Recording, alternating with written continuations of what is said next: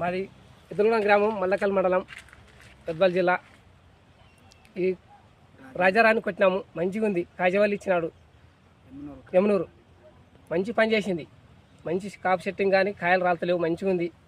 మంచి పిందెలు ఉన్నాయి, బాగా చేను గొర్రె బాగా వచ్చేసింది, మంచిగా ఉంది అంతా. వాడడానికి ముందు ఎలా ఉంది అన్న తోట? వాడక మొదలు మొద్దు బారిండే, నీట్గా అయింది, ఇప్పుడు మంచిగా వచ్చేసింది. దోమ ఎక్కువ ఉండే, అంతా పిండి నెల లెక్క ఉండే, అంతా పోయింది, కన్నగా అయింది, నీట్గా ఉంది చేను. ఇప్పుడు కొట్టి ఎన్ని రోజులు అయింది? 14 రోజులు అయింది. 14 రోజులు అయింది. మొత్తం ఎన్ని ఎకరాలు కొట్టినారు? 3 ఎకరాలకి. 3 ఎకరాలు. ఎన్ని ట్యాంకులు కొట్టినారు? 24 ట్యాంకులు. 24 ట్యాంకులు కొట్టినారు కదా.